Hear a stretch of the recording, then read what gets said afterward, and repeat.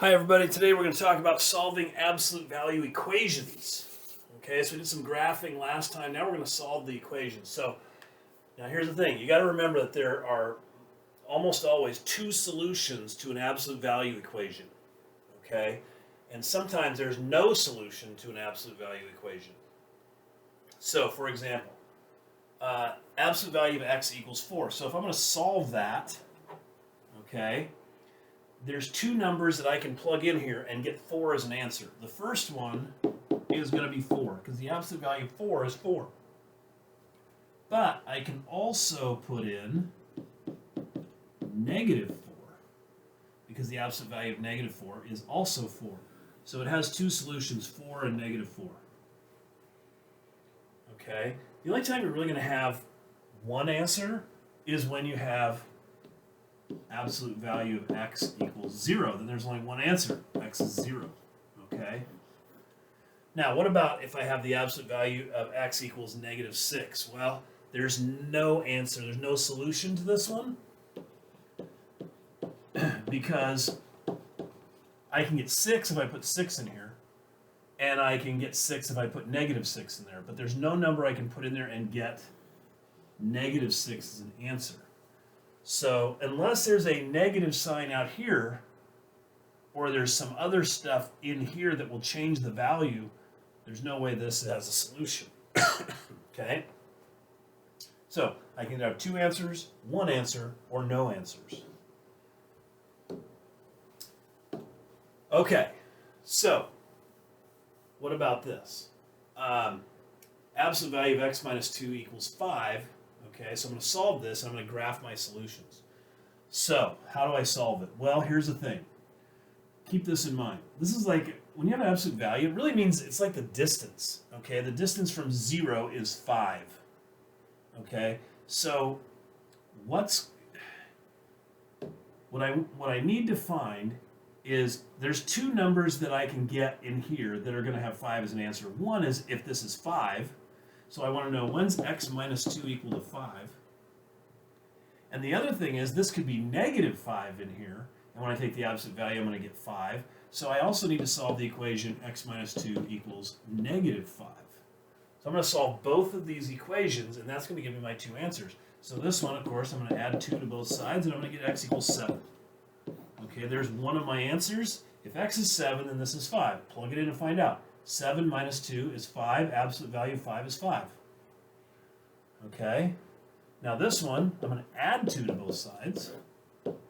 X is going to be negative 3. That's my other answer. So if I plug negative 3 in here, negative 3 minus 2 is negative 5. I take the absolute value, that's positive 5. Okay, so there's my two answers, 7 and negative 3. So if I'm going to graph these two answers, I just need a number line.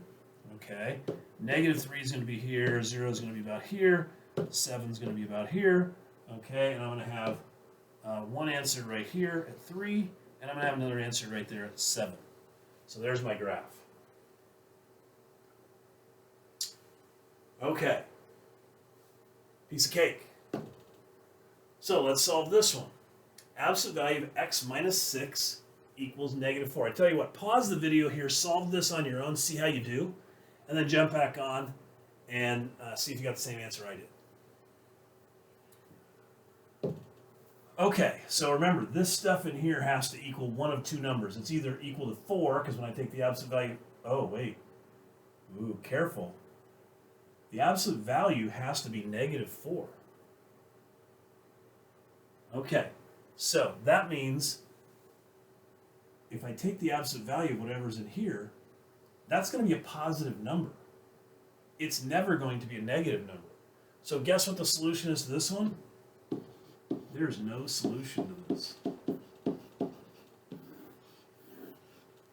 Okay? Here's why. This would have to be 4 in here just to get a 4 over here. Okay? But if this is the absolute value of 4, it's going to equal 4. And if it's the absolute value of negative 4 in here, it's also going to be 4.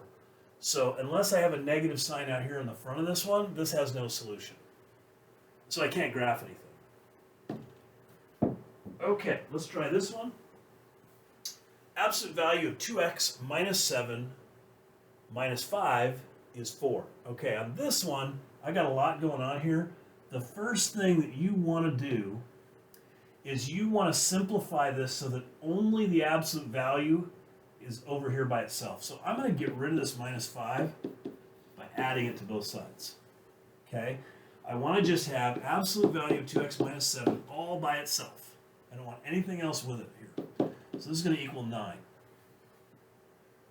Now remember, this stuff in here is going to have to equal 9, because when I take the absolute value of 9, I'm going to get 9. Or it can equal negative 9, because when I take the absolute value of negative 9, I'm going to get 9.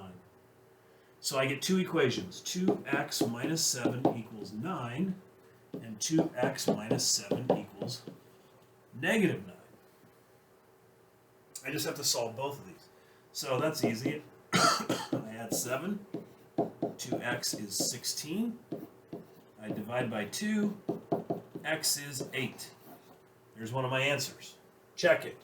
If I plug 8 in here, I get 16 minus 7 is going to be 9. Absolute value of 9 is 9. 9 minus 5 is 4. Boom. I win.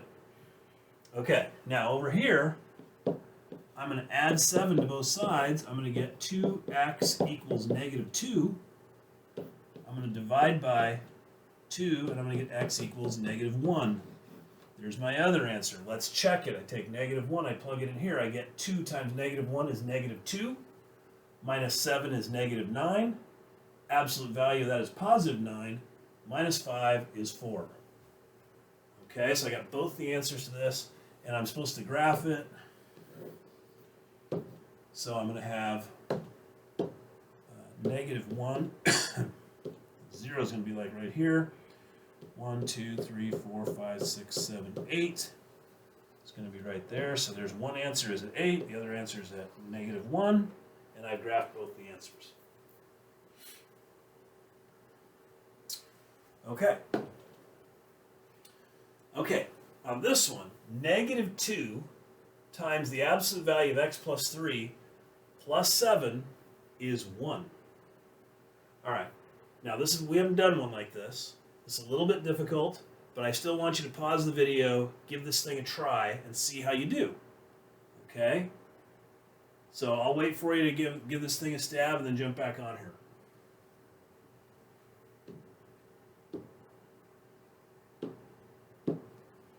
Okay, so the first thing I want to do is I want to get this absolute value by itself. Okay?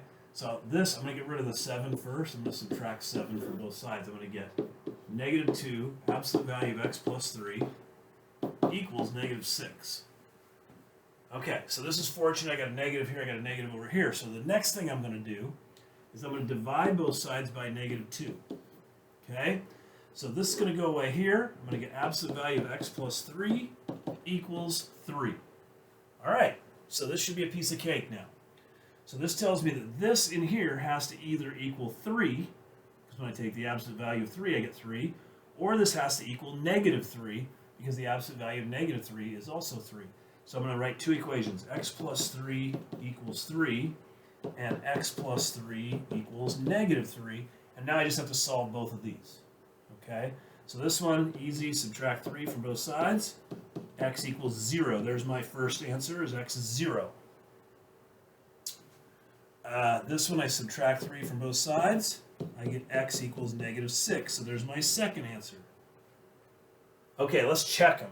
Okay, so I take 0, I plug it in here. I get 0 plus 3 is 3. Absolute value of 3 is 3. Times negative 2 is negative 6. Plus 7 is 1. Okay, that's a winner. All right, now let's try negative 6. I plug that in here. I get negative 6 plus 3 is negative 3. I take the absolute value, that's positive 3. Times negative 2 is negative 6, plus 7 is 1. I win again. So there's my two answers. If I'm going to graph it, okay, I'm going to have the numbers 0 and negative 6. So I'll probably put negative 6 here, negative 5, negative 4, negative 3, negative 2, negative 1, 0 right there. I got 1 point right there, and I got another one right there. There's my graph. Fun stuff. Okay, let's move along. All right, here's another one. I would suggest you pause the video and try this one on your own. It's very similar to the last one. See how you do. Okay, so first thing I'm going to do, I'm going to get rid of this -3 right here, because I want to get the absolute value by itself. So I'm going to add 3 to both sides. Okay, 1/2 absolute value of x plus 2 equals 0. Okay. Next thing, I want to get rid of this 1/2. So I'm going to take this whole equation, I'm going to multiply it by 2. So I'm going to multiply both sides by 2. Well, the 2 on this side is going to cancel the 1/2. It's going to leave me with absolute value of x plus 2. And of course, I'm going to multiply this side by 2 as well. 2 times 0 is still 0. Okay, now, that means that this in here has to equal 0. There's only one number that's going to do that. And that's going to be -2. So, -2 plus 2 is 0. Absolute value of 0 is 0. That's my answer. Can't do anything else. Okay, if I graph it, here's my graph. I'm going to put 0 in my graph every time. There's -2 right there. And I'm going to have -2 is going to be right there. Okay. Hopefully that's what you got.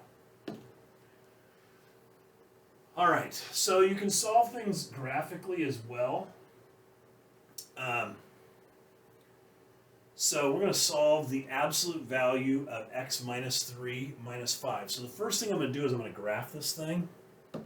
Okay, so it's going to take my absolute value, which is normally has the vertex at 0, 0, and has a slope of 1 and -1 on each side. Okay, it's going to move it 3 to the right. 1, 2, 3, and it's going to move it down 5. 1, 2, 3, 4, 5. So the vertex is going to be right there, which I apparently did not graph already. So let's put this on here. So what is it? 3, -5. 1, 2, 3, 4, or 1, 2, 3. 1, 2, 3, 4, 5. Now it's going to have a slope of 1 on this side. So it's going to go like that. It's going to have a slope of -1 on this side. So it's going to look like that. Now, the answers are going to be where this thing crosses the x-axis. Okay?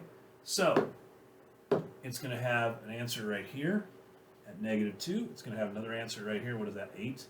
1, 2, 3, 4, 5, 6, 7, 8.